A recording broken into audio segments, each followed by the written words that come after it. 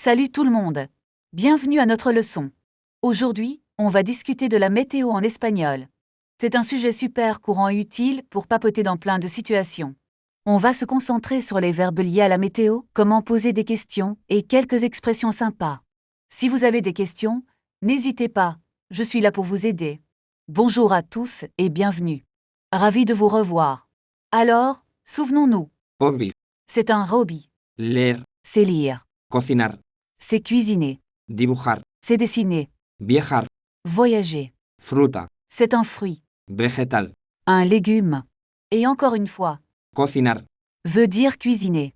Aujourd'hui, nous allons utiliser tout ça pour une leçon un peu plus complexe. Mi hobby es la fotografía. Mi hobby es la fotografía. Me gusta leer novelas. Me gusta leer novelas. ¿Qué tiempo hace hoy? ¿Qué tiempo hace hoy? Vous avez remarqué? Sofia a utilisé le verbe assez.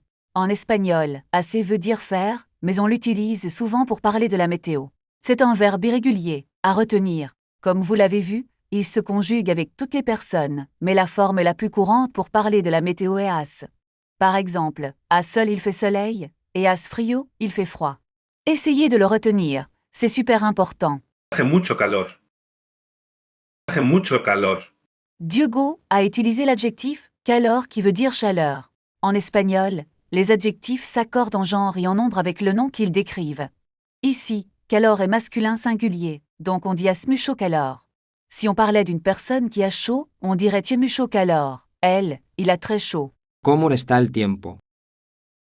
¿Cómo está el tiempo? C'est un point d'essentiel pour les francophones quand utiliser ser et estar. Ser décrit des caractéristiques permanentes, tandis qu'estar indique un état temporaire. Dans la phrase de Sofia, on utilise estar car le temps est quelque chose qui change. Ne commettez pas l'erreur d'utiliser ser à la place, ça donnerait un sens complètement différent. Está lloviendo mucho. Está lloviendo mucho. Diogo emploie le gérondif avec estar. En espagnol, le gérondif se forme avec les suffixes endo ou yando. Lové devient loviendo. C'est une manière pratique de dire qu'une action est en train de se faire. C'est différent du français, où on utilise souvent être en train de. ¿Crees que va a nevar? ¿Crees que va a nevar? Sofia utilise ir à infinitif pour parler du futur proche. C'est une construction super courante. Va nevar, il va neiger. C'est plus simple que le futur, simple pour exprimer une action qui va arriver bientôt. C'est important de bien utiliser cette structure. No, no creo que nieve. No, no creo que nieve. Diogo utilise le subjonctif. Après des expressions de doute, comme crier que, pensar que, on doit utiliser le subjonctif. C'est un point délicat, mais important. Nive est la forme subjonctive du verbe nevar. Entraînez-vous à l'utiliser dans des phrases similaires. Me gusta el sol. Me gusta el sol. Exactement. Le verbe gustar nécessite une attention particulière. Il fonctionne à l'inverse de la plupart des verbes en français. Me gusta ne veut pas dire je aime, mais ça me plaît. Faites attention à l'accord avec le sujet ici, c'est el sol. No me gusta el frío. No me gusta el frío. D'accord, récapitulons. Aujourd'hui, on a appris à parler de la météo en espagnol. On a vu l'utilisation des verbes assez et lever, comment poser des questions, et quelques expressions pour exprimer vos préférences météorologiques. N'oubliez pas as sol, llueve, está lloviendo, et me gusta. ¡Qué día bonito! ¡Qué día bonito! Sí, es un día cálido. Sí, es un día cálido. Parfait. Vous avez maintenant les bases pour parler de la météo en espagnol. Continuez à pratiquer et n'ayez pas peur de faire des erreurs. La clé, c'est la persévérance. Hasta la próxima clase. Adiós. Adiós. Hoy hace sol. Hoy hace sol. Mañana llueve. Mañana llueve. La temperatura es muy alta. La temperatura es muy alta. Aujourd'hui, nous allons explorer les pronoms personnels et sujets en espagnol. Yo, su, él, ella, usted, nosotros, nosotras, vosotros, vosotras, hello, ella, usted. Il est crucial de bien les maîtriser car ils déterminent la conjugaison du verbe. Attention, usted est la forme de politesse et se conjugue comme elle, ella. Yo como paella. Yo como paella. Il est important de distinguer tu tutoiement et usted, vouvoiement. Tu s'utilise avec des amis, proche et des membres de la famille. Usted est une forme de politesse et doit être employée avec des personnes que vous ne connaissez pas bien, des personnes plus âgées ou dans des situations formelles. N'oubliez pas que usted se conjugue comme elle a. Usted es muy amable. Usted es muy amable. Les pronoms nosotros, nosotras nous et vosotras vous, pluriel informel en Espagne sont utilisés pour inclure d'autres personnes dans l'action. Vosotros est principalement utilisé en Espagne. En Amérique latine, on utilisera généralement usted même dans des contextes informels. Le verbe s'accorde en conséquence. Notez aussi la distinction entre nosotras et nosotros. Nosotros vamos al cine. Nosotros vamos al cine. Enfin, hello, elle a il, elle et usted vous. Pluriel formel et informel en Amérique latine sont utilisés pour parler de groupes de personnes.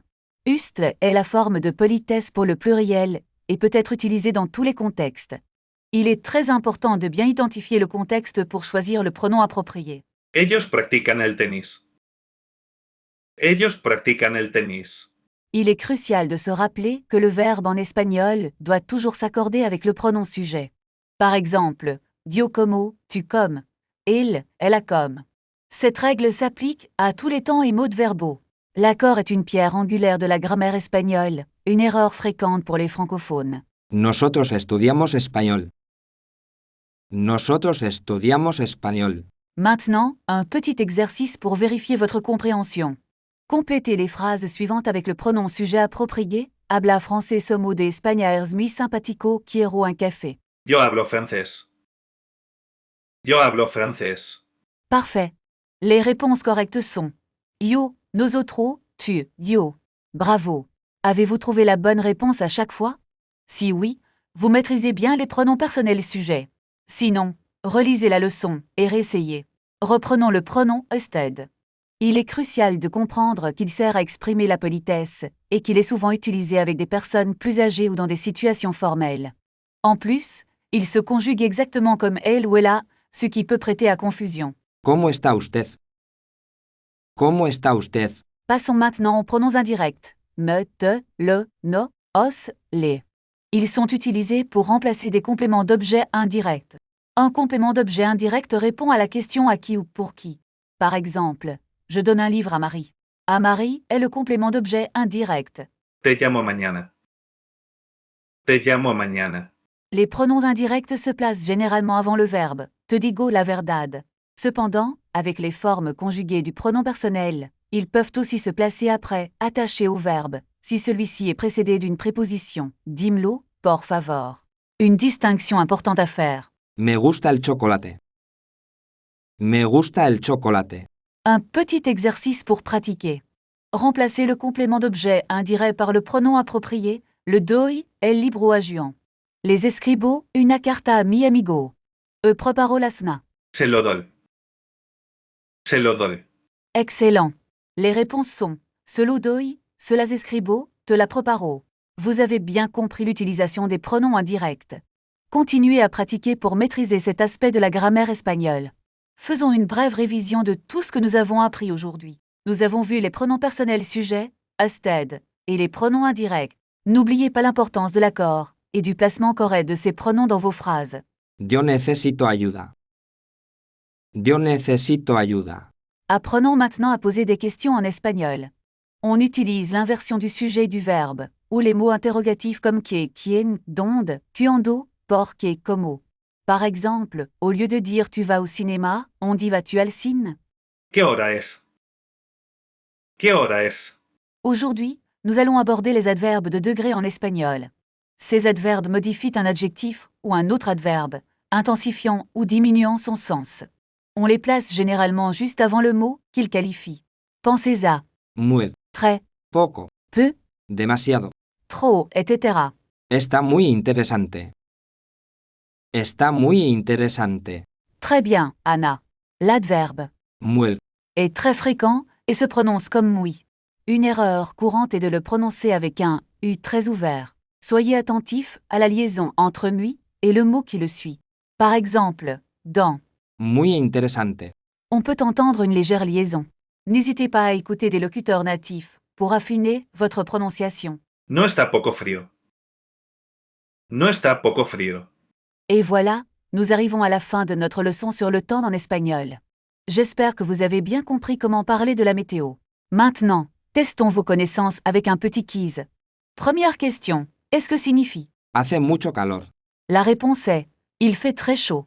Hace est le verbe qui indique la température. Deuxième question, pourquoi utilise-t-on Estar. avec? Lloviendo. La réponse est parce que l'action de pleuvoir est temporaire. Estar. Décrit un état momentané. Dernière question.